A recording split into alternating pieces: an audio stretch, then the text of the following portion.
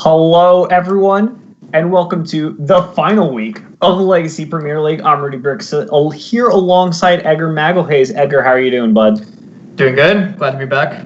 Yeah, this has been a very riveting season so far. Out of the 24 incredible players that we've had playing this league, we're now whittled down to exactly two. We have Bryant Cook and Jarvis Yu. And this is going to be a pretty exciting matchup, and it works a little bit differently from some of our previous matches. Bryant, because he was in the winners finals, if he wins the first set, he's just going to win right out. Jarvis, on the other hand, needs to win two best of threes, or best of fives, King of the Hill, in order for him to win the Legacy Premier League. And Jarvis won last year. Edgar, how do you feel about his chances for this year? Well, he's starting off at a pretty big deficit. Having to win twice is definitely a lot harder. But if anyone's going to do it, why not be the returning champion, right? So yeah, we'll see how he does. So we've seen some great plays. I mean, you just got to see some of our highlight reel, and I don't even think that really fully encapsulates all the different sweet decks that we've seen and plays that we've seen. But I'm really excited to see what's going to happen here. And I think we're about to get deck lists. So let's go ahead and review what both players are bringing to the table for match number one. Awesome. Bryant.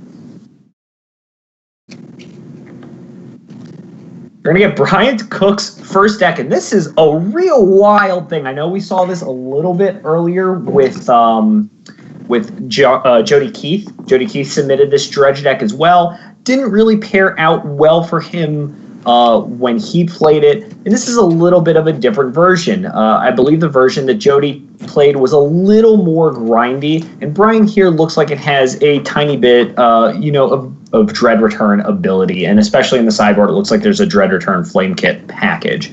Edgar, do you like this kind of deck?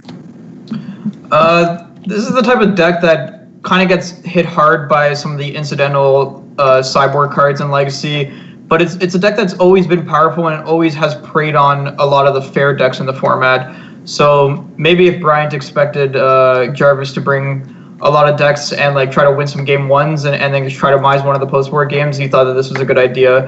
And I know it's something that I believe his name is Orem has been winning a lot with on Moto. Especially recently, and he's been praising the Grixis Control matchup and the Miracles matchup, so maybe this is something that Bryant had taken into consideration.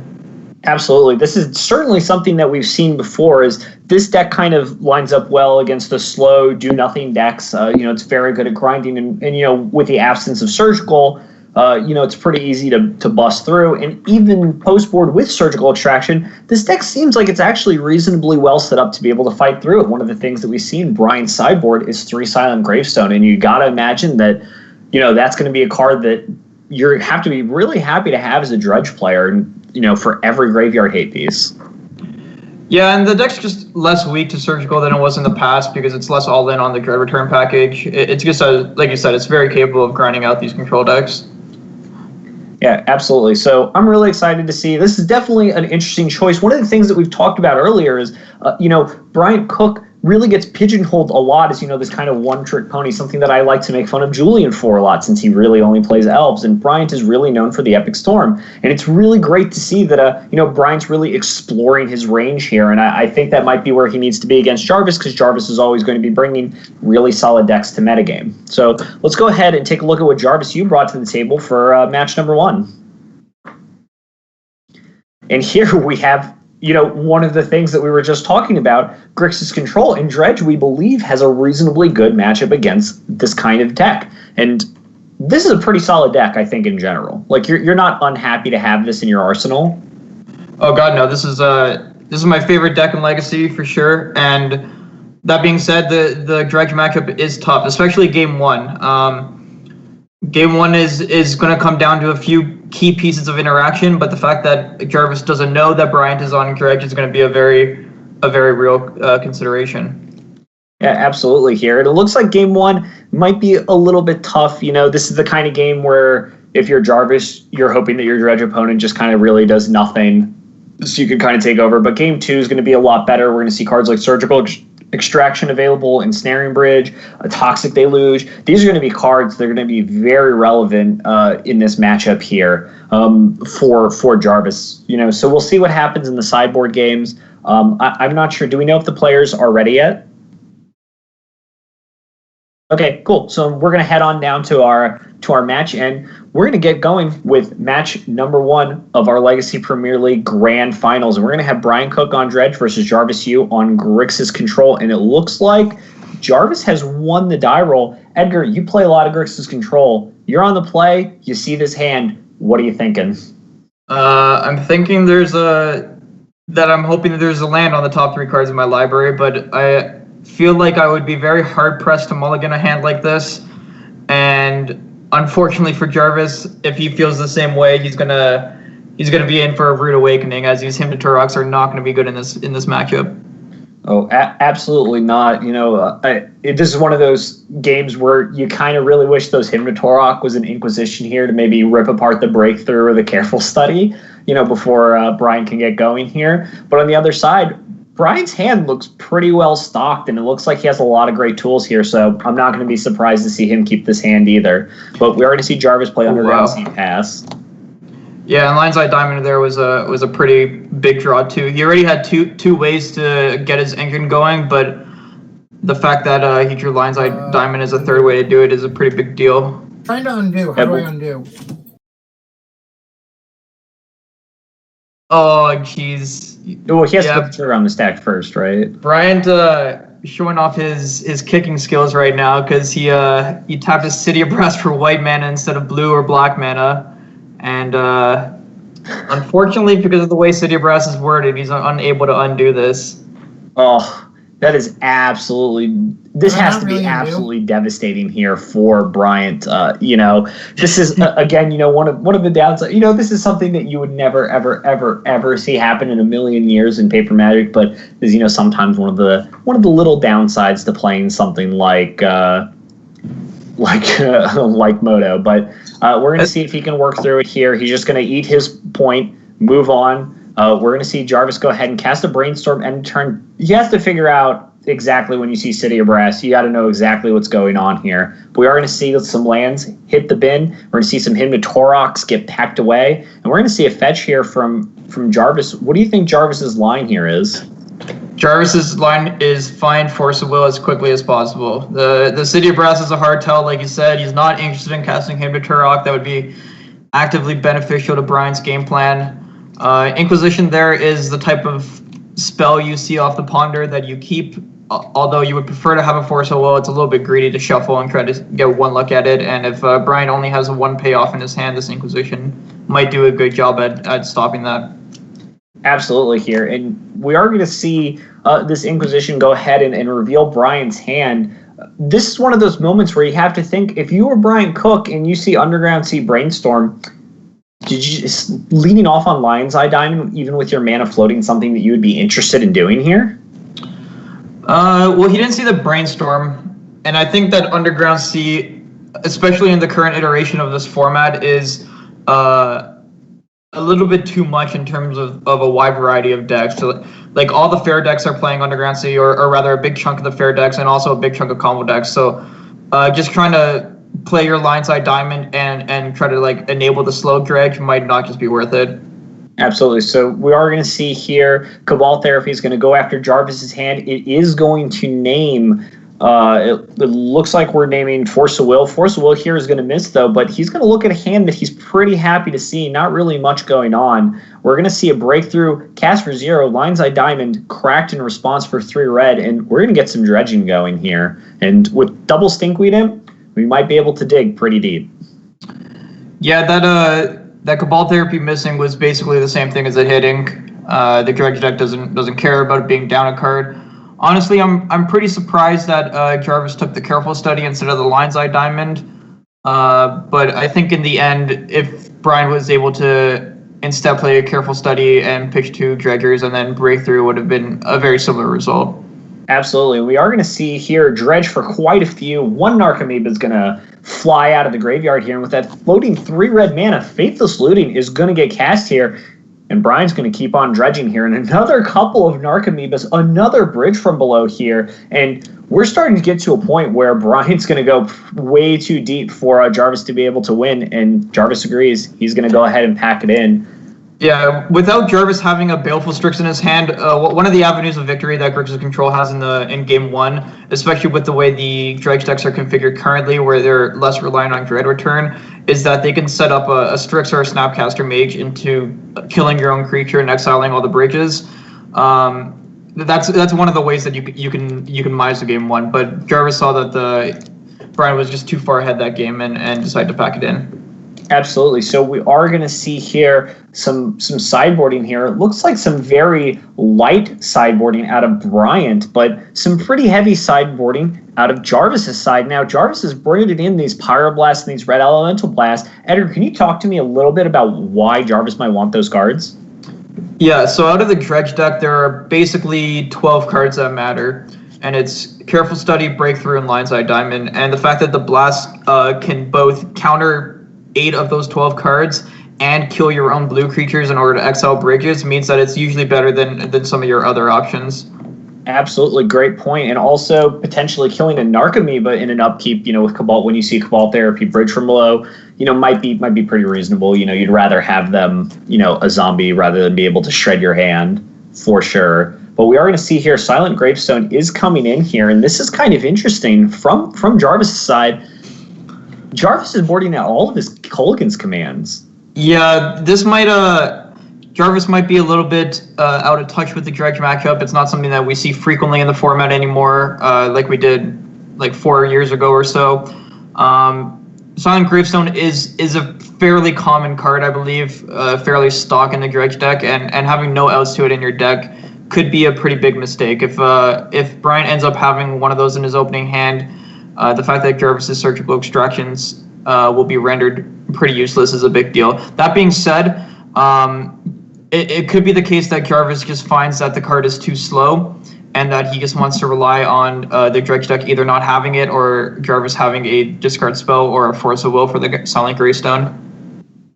Absolutely here. And, this is, certainly one of the potential downsides, right? You open up this hand, you see a Surgical Extraction, some draw spells, and you think, well, this is a pretty reasonable hand for me to keep. And, Silent Gravestone can just easily tear that apart. But we do see here, Jarvis is going to mulligan to 6, it looks like here. He'll keep an island on top, but this Forceful Brainstorm Ponder hand is going to be pretty reasonable here. And on Brian's side, really solid hand. Faithless Looting, Putrid Imp, Breakthrough, Silent Gravestone. Really just looking for a dredger here to kind of start going off. Right. I think this is the type of hand that Brian wants in this matchup. It's a little slow. That's okay. He's trying to play around Surgical Extractions, and it just has a lot of gas, a lot of way to dig deep into his deck without extending too far into a hate card. Absolutely. So we are going to see Force will go ahead, get rid of the Silent Gravestone. Once that goes into play, Jarvis knows that he doesn't have an answer for it, and his Surgicals are all going to be pretty dead alongside Snapcaster Mage. We're going to pass on back to Brian here. Brian's going to lead off with a Faithless Looting here and draw Cabal Therapy and a Bridge from below. Right, he wants to Faithless Looting before using his Breakthrough. He wants to see as many cards as he can to find a Dredger before he casts his Breakthrough, because obviously the Breakthrough is significantly more powerful once there's a Dredger in the graveyard.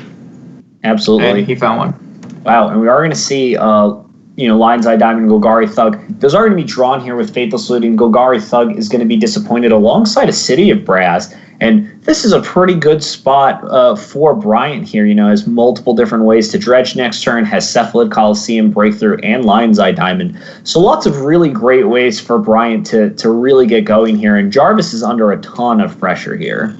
Right. That being said, Jarvis already has access to a Snapcaster Mage, so one copy of Surgical Extraction will become 2 copies of Surgical Extraction, and that could be enough on its own to really swing the game back in Jarvis's favor. Absolutely. This Brainstorm here is going to go ahead and show a Fatal Push and a Pyroblast. Jarvis really isn't interested in either of those cards here, so he is going to fetch, cast his Ponder here. What is he going to see? Let's see. Baleful Strix, Pyroblast, Scalding Tarn. Not really any exciting cards. I think I would have been inclined to keep the Pyroblast over the Force of Will with the Brainstorm. Like I said earlier, it's really going to be important that Jarvis has access to the Snapcaster Mage once he finds a Surgical Extraction. Usually one Surgical against these grindy versions of Dredge isn't good enough, and you need access to 2 of them. So I think I would have preferred to have a Pyroblast to counter another looting type spell. Absolutely here, but we are going to see a Dredge for 4 with Golgari Thug. Double Narcomoeba flipped over. Those are going to come right into play here, and this is going to be an exciting turn for Bryant. There's a lot of really interesting ways that he can go about it, and Jarvis really has to be careful how he picks his spot here, but I think based on Bryant's hand, he's going to be able to go pretty deep here. Lion's Eye Diamond going to be played. Cephalid Coliseum also going to come on down alongside Putrid Imp here, and there's a lot for Bryant to do here, and he's going to discard this Golgari Thug. That is going to give him Threshold here, which is going to be able to turn on the Cephalid Coliseum as well. Yeah, and Bryant has access to Breakthrough and Cephalid Coliseum this turn if he wants it, both of which are going to dig him fairly deep into his deck. He could be considering the fact that he is pretty far ahead right now, and he only has access to 1 Golgari Thug. So if he was to cast Breakthrough and there wasn't another Dredger in the top 4 cards of his library, he might not create enough velocity. But if he wants to capitalize on, but he does get to bin the Golgari Thug again and then go again with this Coliseum. So I think going for it is right. This is pretty interesting here. There is a Cabal Therapy loaded up in Bryant's graveyard, but Bryant doesn't want to lead off with that. He's going to go ahead and lead off with this Breakthrough here for 1 and crack Lion's Eye Diamond in response for 3 Faithless Looting. This is kind of interesting here. It's, a way for Bryant to kind of play around a little bit of Surgical Extraction, but it is, of course, a little dangerous here. If Jarvis had Surgical plus Force of Will or Surgical plus Pyroblast, this could put Bryant in a really bad spot. But fortunately, he was able to dodge all of that, and we're going to see Bryant go real deep with his Dredges. Right, and the spot doesn't get better for Bryant. If he just lets Jarvis untap and continue to cantrip, it gets worse for him. So going for it makes sense. This play that he made where he Breakthrough for 1 and is instead going to Faithless Looting instead of activating Cephalid Coliseum makes a lot of sense. Something I didn't think about, and definitely shows that he knows his deck better than I do. Yeah, absolutely here. And we do still see at least 1 Cabal Therapy in the yard and a couple Bridge from Belows. There's multiple Bridge from Belows, 3 Bridge from Belows. Some mismatched breaches. And at least 2 therapies. I believe Bryant is actually on the full mismatch. I believe he has different mana confluences, different Narcomoebas, different Cabal Therapies, different Bridge from Belows. I think Bryant, maybe went a little too deep on here. It's a little disrespectful, I will say. But we are going to see a Cabal Therapy named Surgical Extraction. We're going to get a bunch of zombies for Bryant here. Surgical Extraction, obviously not around, but we are going to see a hand of Force Will, Snapcaster Mage, Liliana, and it looks like Snapcaster Mage is going to go ahead and hit the bin here, and this looks an incredibly devastating spot here, and without a way to kill, I think Jarvis is really on a clock, and I do believe he boarded in Toxic Deluge. So did he? Okay. I believe that might be his only out here, but I know he did not board in Ensnaring Bridge, which is obviously potentially a little scary, but it looks like there's no bridge, so it looks like Toxic Deluge might be Jarvis's only out here. Will he spike it? And another Force Will off the top. I'm going to go ahead and say that's not going to be good enough. Brian Cook is going to win our first match 2-0 here with Dredge over Grixis Control, and that's a pretty good start for our winner's final champion right here in the grand finals. If you're Jarvis, this has got to be a pretty obvious way that this game could have played out here, and now he's got to bring a different deck that he thinks is going to go ahead and beat Dredge. Right. Jarvis's back is against the wall, but to his benefit, he now knows that he's going to be playing against Dredge, so he gets to both bring a deck that he feels is good against the strategy and get to mulligan his game 1 hands better against it. So hopefully we see what he has to bring, but depending on what he brought, he's bringing... Looks like he's bringing 4-color Loam, and 4-color Loam is definitely a deck that got a lot better with the new Ravnica set, and we see a couple cards here that are new. In the sideboard, we're going to see Vraska Golgari Queen, Knight of Autumn, Both, I think, fantastic cards, very flexible, going to be really good just in general for Magic. But in the main deck, we see a really hotly debated card, in one that there's been a lot of arguments, especially in the Legacy community, is how good is Assassin's Trophy? It's definitely good in this deck. It definitely catches a lot of things. I haven't played too much of this deck. I know you have. How do you feel about the Dredge matchup with this? It seems he does have a main deck Scavenging Ooze, which can be helpful, and Chalice of the Void on the play could be pretty helpful too. Absolutely. Something like Chalice on 0, Chalice on 1 is going to be pretty good at slowing down what Bryant has to do. Unfortunately for Jarvis, one of the things that is unavailable in this list is Bojuka Bog. Bojuka Bog, a very good card against this kind of strategy here, but game 1 is going to be really tough. Things are going to have to pair out really well for Jarvis. Post board is really where things get a little bit better for him. 4 Leyline of the Void, Tabernacle at the Pendrell Bale. Those are going to be the cards that Jarvis is really going to be, trying to work on, especially post board. But game 1, I think, is going to be a little tough. Trying to lean on one Scavenging Ooze to be able to eat, through a Dredge player is not really enough. But we will see how it pairs out. Chalice of the Void, as you mentioned before, is going to be pretty solid against a lot of what Bryant is trying to do. Trying to nab cards like Faithless Looting, Breakthrough on 0, for example, is a careful study. These are all going to be really good cards here. So Jarvis is really going to be hoping that he wins the die roll and is able to play a Chalice early. That's how he's going to be able to win game 1. Yeah, and the fact that he knows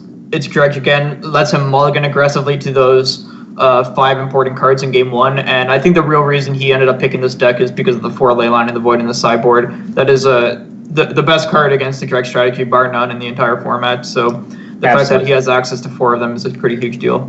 Yep, and even considering this, Bryant obviously is going to be aware, but I think one of the reasons that Bryant may have led off on this Dredge strategy is because it's one of these decks that just kind of really doesn't matter what your opponent's doing, especially in game 1. Dredge is really focusing on its own game plan. So I think it really increases the kind of hands that Bryant is able to keep. So I really like this as a match 1 deck here, but we are going to see a mulligan to 6 here from Jarvis. This hand is a little weak. He is going to keep a Scavenging Ooze on top, but unfortunately for him, Bryant is on the play, and he does have a turn 1 Putrid Imp and Golgari Grave Troll. Right. Jarvis's hand was a little weak, but he can't really ask for much more on the draw. The Chalices aren't good on the draw, so the fact that he had access to the Scavenging Ooze with the Green Sun Zenith was probably what led him to keep the hand. And he ended up seeing the Scavenging Ooze on top of his library, so he was able to Green Suns for Dryad Arbor, and he can play Scavenging Ooze next turn and activate it, which he can only hope is good enough. Absolutely. We are going to see Putrid Imp go ahead, discard Grave Troll. Grave Troll is going to go ahead and dredge over a couple more Dredgers and a couple Bridge from Belows. And with Breakthrough in hand and a couple Golgari Grave Trolls and a Lion's Eye Diamond, Bryant can go pretty deep here. So I am been pretty interested to see what he's going to do. But I'd be very hard-pressed to see Jarvis get, another turn. Yeah, one small nuance, and I'm wondering if Bryant just made the objectively correct play or was thinking about this, is the fact that he led with Putrid Imp instead of trying to have an explosive breakthrough turn on turn 1 on the play. And I think it's because he just wanted to give Jarvis a little sense of hope so that he would know how to sideboard for the post-board games. Yeah, absolutely here. It also, as you said, it is a good idea for Bryant. This is not a normal, kind of legacy match that we're talking about where you're just trying to do whatever. He has an idea what he needs to be doing, and without knowing what Jarvis is playing, he needs to make sure that he's sideboarding correctly here. But leading off on Putrid Imp gave him that advantage. It also lines up pretty well if Jarvis brought a Force of Will deck, but I think based on Bayou, Green Sun Zenith for Dryad Arbor, I think Bryant might be smart enough to figure out what's going on here. And we do see, it looks like he is reaching for the Ancient Grudge, the Wear and Tears, and the Flamekin Zealot. So it looks like not only is he prepared for Graveyard Hate, he's also prepared to go way around with Flamekin Zealot and win on 1 turn. Yeah, and Bryant is really flexing his legacy knowledge right now. He knows that Jarvis with the Green Sun Zenith for Dryad Arbor knows that it's unlikely there's going to be surgical extractions on the other side, and more likely that there's going to be Leyline of the Void or some other enchant or Graveyard Hate. So he didn't bother with the Silent Gravestones and instead opting for some Disenchants. Yeah, absolutely. So we are going to see a little bit of some done sideboarding. We are going to get into this game in just a moment. And this mulligan here from Jarvis is, it's pretty solid, but it's obviously not ideal here. And mulligan to 5. Ooh. I would keep going if I was Jarvis. Yeah, I think at this point I agree with you. Another Chalice of the Void, Tabernacle hand. Keep going.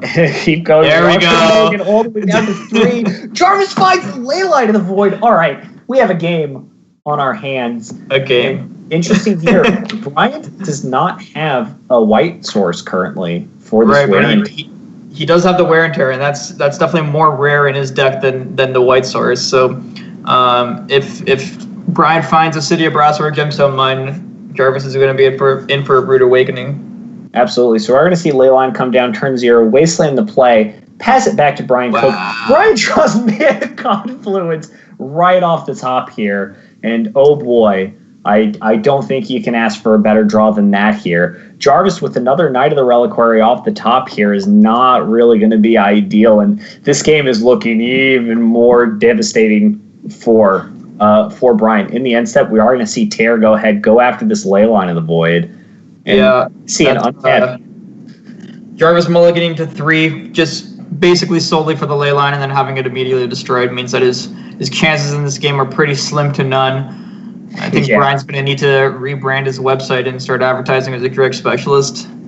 Absolutely. We are going to see Stinkweedums come on over, hit the bin. We're going to see Careful Study cast one more time. All of these cards are going to be dredged here. Multiple Bridge from Belows hitting the bin. Narcomoebas also as well to be able to come forward here. And we still have access to Lion's Eye Diamond and Faithless Looting here. This game is looking more and more out of reach for Jarvis here. Obviously on a mulligan to 3, not very good position to be in regardless. But, the way things are looking for Bryant, it looks like he's going to be up 2-0 over Jarvis. And we're going to be moving on to Jarvis's third deck here shortly. You got to hope that his deck is able to beat Dredge.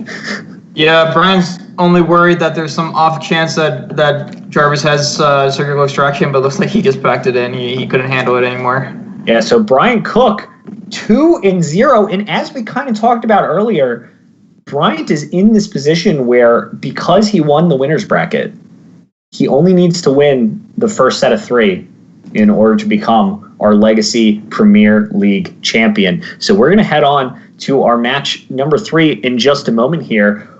If you're Jarvis, what are you hoping your third deck is?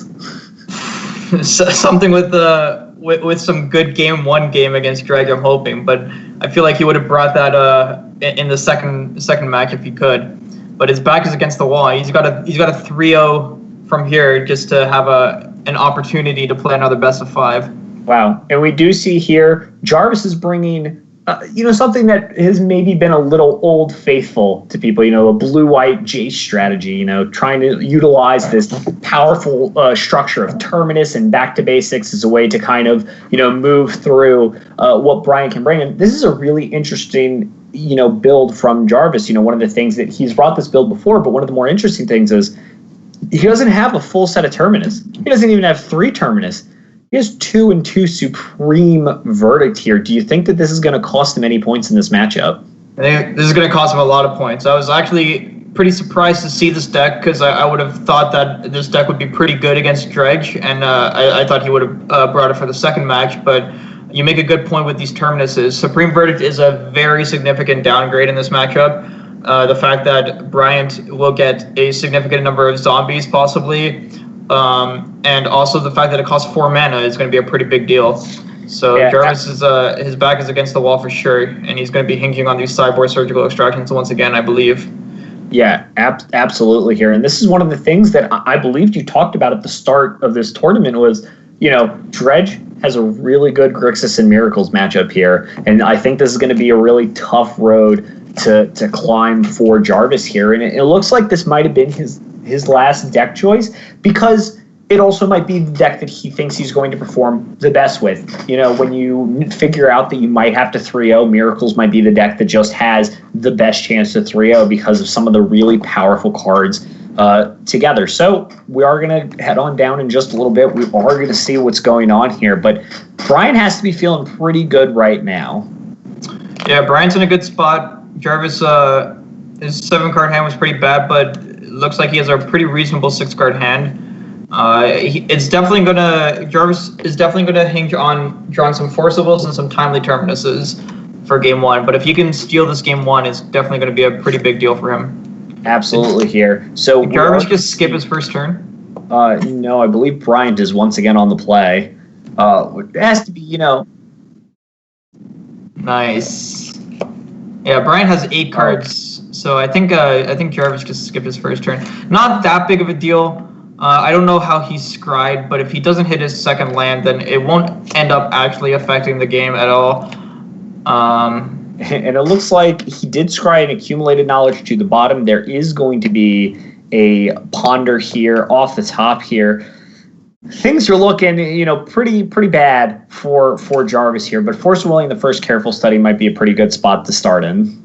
Yeah, I mean, Jarvis was just being kind to Brian Cook since Brian Cook did a similar thing in the first match. He thought he would just return the favor. Right, that makes a lot of sense. We do know him as Nice Guy Jarvis. You can't imagine anybody who likes Snoopy the dog to be that awful of a human being. But I think secretly, if you do like Snoopy, you might just be a bad person. But but we'll see here. Jarvis seems to be a nice guy, though, returning the favor, as you said. Force of Will here is going to go ahead and nab this Lion's Eye Diamond here, and we're going to see a breakthrough cast for 1 here, it looks like, just to kind of start setting things up for the next couple of turns. Once Brian really starts getting his engine going, he's going to be in a really good spot.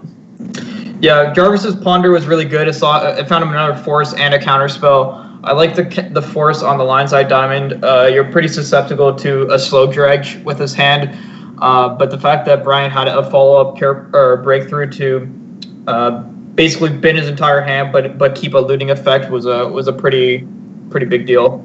Yeah, absolutely here. And we are going to see Brian is going to start dredging out here. We do see the Cephalid Coliseum is going to be great. And I like this. In his upkeep, he is going to use Cephalid Coliseum's second ability here, which is draw 3 cards, disc 3 cards, in his upkeep to kind of dredge through and see what he can find before he starts using his Icarid. Yeah, he didn't have any black creatures in his graveyard, so doing it on your upkeep is basically a free roll, allows you to get in 3 extra points of damage. And wow, that must have been a very good dredge. Wow, and it looks like I believe 2 or 3 Bridge from Belows. It looks like 3 Bridge from Belows, an Icarid. That's probably going to be a little too much for Brian to really rip through. I'm sure there was a therapy as well. So we are going to go ahead and head on over to game number 2. If you're Jarvis, how are you sideboarding here? Surgical extraction. I feel like I'm repeating myself like crazy, but it's the most important card bar none. Jarvis is pretty fortunate though here. He does have access to 4 copies of Snapcaster Mage, which is something that I don't think is typical for the Miracles decks at the moment. I think that they are cutting back down on that. I could be mistaken. But the fact that he has access to 4 today is a pretty big deal because, like I said earlier, if he draws 1 Surgical and 1 Snapcaster Mage, that could basically seal the deal on its own. Absolutely here. How do you feel about the card Counterbalance in this matchup? I believe it is too difficult to establish early enough in the game to have any relevance. I think if you're keeping it in your deck, you're playing it for the purpose of playing it on turn 2 and hoping that it's going to blind counter a spell, and I don't think that that's worth a card. He looked like he had some better options in his deck. Absolutely, but we are going to see Brian's going to board in once again the Silent Gravestones. He's prepared for Surgical Extraction. There's no mulligan to 3 for a Leyline of the Void. Coming from Jarvis, he is going to turn 1 Ponder here off a Tundra, see Accumulated Knowledge, Island Preordain. You have to think these are cards that he's pretty okay with having. Yeah, a redundant blue card to pitch to your Force, so you don't have to get rid of one of the ones in your hand is a good deal. It looks like he ended up shuffling and getting another Force, which I could see as well. I wouldn't have minded that second land, and the fact that we had Preordain to filter through perhaps 1 or 2 cards with this Brainstorm, I thought was a pretty big deal. But he might just be on the lookout for a Surgical Extraction. Yep. So it looks here like we are going to see Force Will pitch Force Will on the Silent Gravestone here. Bryant's hand not looking as good as some of his other ones has, that's for sure. Yeah, it's a little slower, but I think he's okay with that in this matchup, and he had a Silent Gravestone, which is a pretty big deal. Jarvis as well has the luxury of playing it a little bit slower, and I like not aggressively using the Brainstorm on his turn because he wants to use it to set up a nice terminus later on in the game. Yeah, and this is kind of interesting here. It looks like Cabal Therapy is actually going after Jarvis here. What are your thoughts on that as opposed to, Bryant maybe targeting himself to get rid of these Golgari thugs? I think that would have been better. It's a little all in, unfortunately. A little bit bad if you suspect a surgical extraction, for instance, since he has 3 thugs and basically nothing else going on. I think going after Jarvis's hand, trying to slow the game down a little bit, develop your mana base, get a Colosseum into play, and if you ever rip a looting type effect or a Putrid Dip like he just did, then you're in a really good spot as opposed to trying to add variance to the game. Absolutely. We are going to see a little spinning the wheels from Jarvis. Disenchant Source of Plowshares in his hand alongside a Scalding Tarn. No Surgical, no Terminus, no Jace, no Supreme Verdict. Things are looking a little bit dicey for Jarvis, but it looks like he is going to have some time available. Bryant's hand is pretty weak here. Not that Jarvis knows that, but this Putrid Imp here is going to go ahead and hit the bin. Is Jarvis going to make a move here? I think Jarvis is gonna hold tight for a little bit. He doesn't have to worry about too much yet. This Putrid Imp was a little unfortunate. Bryant does get to pick a Dredger here, and then next turn he'll have Threshold available to activate Cephalid Colosseum. So Jarvis, the onus is on Jarvis to find something, but without a significant amount of pressure, and Jarvis knowing that Bryant is unlikely to have any sort of combo after board. It's too much of a liability, I believe. So Jarvis knows that at any point, even if Bryant develops a pretty significant board state, that he'll be able to try to clean it up with a Terminus of sorts. This is kind of interesting here. Bryant is just going all in. It looks like he's dumping his entire hand to Putrid Imp to go up to 6, which is not quite what he needs for Threshold here. You got to wonder if not playing that Cephalid Colosseum on 2 and instead playing a Mana Confluence has cost him the ability to Threshold immediately. Yeah. I'm not sure if he would have made that play anyways. I suppose he would have. I'm curious to know why he's going for this now. Do you think he just miscounted his graveyard? I think he might have missed that he has Threshold here. These players are just rallying back and forth about trying to offer the win to each other. Yeah, it looks like Bryant here knows that he's so far ahead against Jarvis that he just kind of wants to go ahead and see what else he can come up with here. But this Cabal Therapy is going to flash back on Putrid Imp. It's going to name Snapcaster Mage, but Jarvis doesn't have that card in his hand, and we're just going to go ahead and pass here. And I think Jarvis is hoping pretty badly for a Surgical Extraction in some form to be able to nab these Golgari thugs and really take over this game. Perhaps it was intentional. And Bryant thought that there was a possibility that Jarvis had a surgical or a Snapcaster in his hand and didn't want to give Jarvis the option to Snapcaster cantrip into a surgical the following turn. Absolutely here. And wow, off the top, Snapcaster Mage, Ponder, Shuffle, cast this Brainstorm off a Scalding Tarn is going to yield a Surgical Extraction here. And that's got to be a pretty good feeling for Jarvis here. Bryant's hand is face up on the table. Jarvis knows exactly what to do. This is the nightmare scenario for Bryant. The fact that he drew 3 thugs and not 2 thugs and any other ended up being incredibly relevant this game, and he got incredibly punished for the play that he made earlier. Absolutely here. And we have a game on our hands now. Jarvis is looking to be in a dominant position as opposed to Bryant, and Bryant is living off the top of his deck looking for something here. Mana Confluence off the top, not really what he's looking for. So now we're going to pass it on back to Jarvis. Council's Judgment off the top here. Not really what he's looking for. Probably wants another card, a blue card for Force Will to kind of seal things up just a tiny bit. Or land, and I believe he knew that Plains was on top of his library. Perhaps could have stacked his Brainstorm a little bit better, but didn't get punished. And the fact that he has a clock in play now with a Force Will and a Source of Plowshares is a pretty big deal. Absolutely. So we are going to see Bryant is going to lead off with a Faithless Looting. Jarvis says, no, sir. Going to go ahead and force a will that here. But Bryant has a third or fourth land in hand to be able to flash back this Faithless Looting here. Yeah, I like the counter. Bryant's just trying to get cards into his graveyard, and you can't counter the Cephalid Coliseum later, so you can't take the force with you. Unfortunately for Jarvis, the fourth land was there, but Bryant is taking a pretty significant amount of damage off of his mana base, and a couple more hits from the Snapcaster Mage, and those lands are going to be rendered obsolete. So if Bryant doesn't find a dredger basically immediately, he's going to be in a bad spot. Absolutely here. And we are going to see, as you talked about before, this mana base extraordinarily painful. Bryant Cook has been dropped down to 5. Narcomoeba is going to be the play, and I think we might see that Fabled Cabal Therapy myself turn. Yep, this makes a lot of sense. You didn't give Jarvis any opportunity for a Source of Plowshares there, and just one more way to get a card into the graveyard, and Bryant's going to be off to the races with that Cephalid Coliseum, and it might be right on time if he hits it next turn. Absolutely here, but we are going to see Bryant. He is going to drop down to 3 from this Snapcaster Mage here. Disenchant off the top, not really what Jarvis was looking for, but at 3 life, this is a pretty dangerous position for Bryant to be in. He is at a very low life total, but hitting Narcomoeba off the top has to feel fantastic here. Yeah, that's a huge deal, and he still got 3 life to work with. Jarvis going for the plow right now, so Bryant doesn't get an opportunity to Cabal Therapy, which is a big deal. But the fact that gave him 1 extra life ends up being super relevant, because Bryant can activate Cephalid Coliseum here without any fear of dying on the following turn to the Snapcaster Mage, just because of that 1 extra point of life. Absolutely. So we are going to see a dredge here for quite a few. We're going to see if Bryant can really pull anything together here, but it doesn't look like there was a Narcomoeba hit for him available. Right, he actually dredged the Grave Troll and failed to hit another dredger in the top 6 cards of his library, so had to take 2 natural draws, which is a little fortunate for Jarvis and unfortunate for Bryant.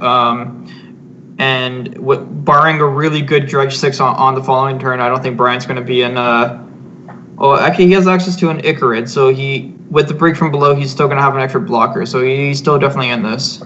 Absolutely. So we're going to see Icarid here, going to take out the Putrid Imp, come into play. And with a bridge from below in the yard, double Icarid, that's going to be a couple zombies here. But at 1 life, Bryant is really playing with his life total here, and is at a dangerous spot. But Swords to Plowshares on an Icarid here is going to at least give Bryant a couple life here. So if Bryant's able to, potentially pull something together here with this Faithless Looting, that life might have been just enough to do it. Yeah, that plow timing might have been a misstep. Normally, I like doing plow before the dredge deck has some sorcerer speed capabilities, but the fact that there were 2 Icarids meant that you're not really preventing a Cabal Therapy, and the extra 3 points of life that Jarvis gave Bryant is just enough for Bryant to flash back this Faithless Looting that's in his graveyard. So Bryant's going to be able to see, it looks like 11, possibly 12 cards off of this Faithless Looting. Cabal Therapy is going to go ahead here and try and make sure the path is clear for Bryant here. A couple zombies in play means that he's a little bit insulated from this Jace, a potential Jace off the top, or a Swords of Plowshares. It's going to cost multiple removal spells for Jarvis to be able to get through here. And it looks like Bryant is going to flash back this Faithless Looting, drop back down to 1.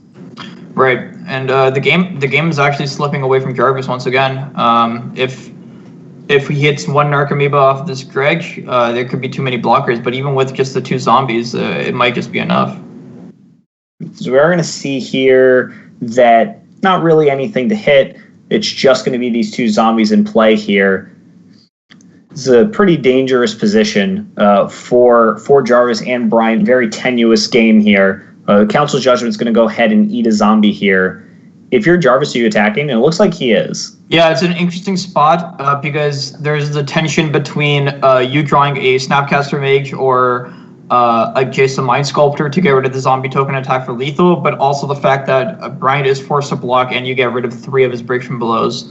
That has to feel great. Right, yeah. Adding that all up, I think it's correct to get rid of get rid of the bridges, especially with one of these Icarids coming back on the following turn, creating 3 more zombies would just be too much for you to handle. You are going to see a dredge here. It looks like it's going to be a dredge of Stinkweed over a Grave Troll. As far as I can tell, might be a small misclick. Graveyard is a little small. Sometimes it's a little easy to miss. And we're just going to see Icarid go ahead and here and just start bashing away at Jarvis's life total. Jarvis is at 11. It is going to be a few turns before, Bryant is going to be able to win this game through all that life total. Yeah, but if he didn't hit another Icarid, and he also didn't hit his 4th Break from Below. And also, he's running out of black creatures in his graveyard, so it looks like Jarvis has a little bit of time. And with only 1 life on the dredge side, these Faithless Outings aren't being flashbacked anytime soon, barring a natural draw of a Lion's Eye Diamond, which would never happen. So, actually, it looks like there's 4 of them in the graveyard already, anyways. Yeah. So it looks like this Icarid here. It looks like we are stuck in Bryant's draw step, I believe, at the current moment here. So I think we're just waiting a little bit for someone to catch up. Maybe someone stepped away for a moment, but we'll be getting back into the game very shortly here. This is an extraordinarily close game here, and it looks like there are very few cards left in Brian's library. It looks like he does hit double Narcomoeba Bridge from Below here. So it looks like he hadn't taken a draw step yet. That makes sense. Hitting 2 Narcomoebas there and the 4th Bridge from Below was a pretty huge deal. He only had 8 cards left in his library, so it wasn't extraordinarily lucky or anything. And perhaps that was what Brian was thinking about.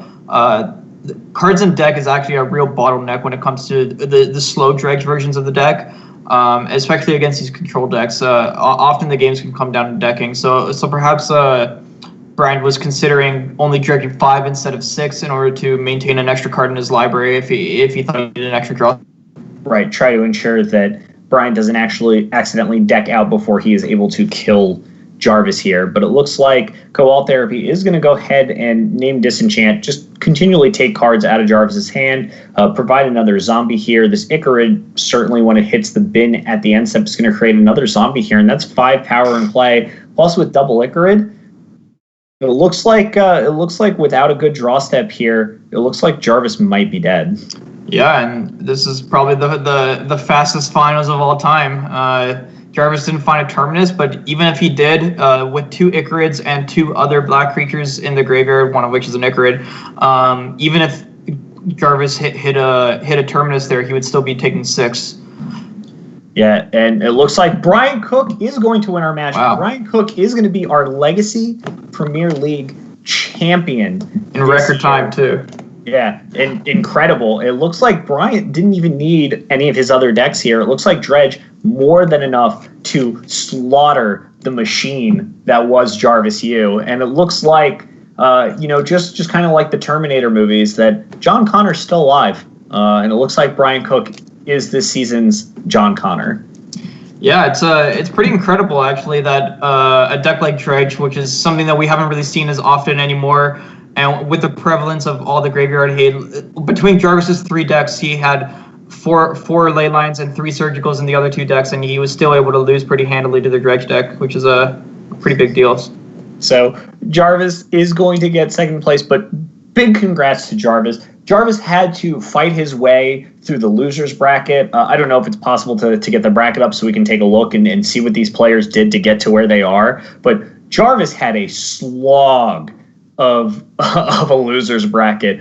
He had to play Mislav Lankar, which we know is Malamujo, very talented magician, big moto grinder in Legacy.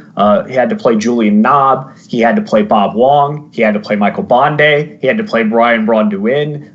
Then he got the easy matchup in playing me. But there was such a slog of great players that Jarvis had to get through to get into the finals. You can only be so upset with such a beating. But Bryant Cook got his way, snuck into the winner's bracket, with the second place, beat Julian Knob, beat Michael Bonde, beat me, and now he beat Jarvis U. That is a great place to be. So Bryant Cook is our Legacy Premier League champion for this season. Yeah, he put on a clinic. Kudos to him. Didn't lose a mag, and even had a best of 5 to give. So congrats to Bryant Cook. He did a great job. Yeah, and pretty good place to be in. So that is awesome. For Bryant, congratulations. I can't be too upset with my, performance as well. Third place is nothing to scoff at by any stretch. I got 1 place on Brian. So, gotta take my victories where I can get them here. But I'm really excited for next season. This season was awesome. I hope next season is going to be even better. You saw the bracket. You saw the sheer skill level of just the average player in Legacy in this tournament. An incredible number of sickos. A lot of people that perhaps a lot of people didn't know if they don't play a lot of Moto, but if you play a lot of Legacy online, you know a lot of those names, and they're not anyone to scoff at. Yeah, absolutely.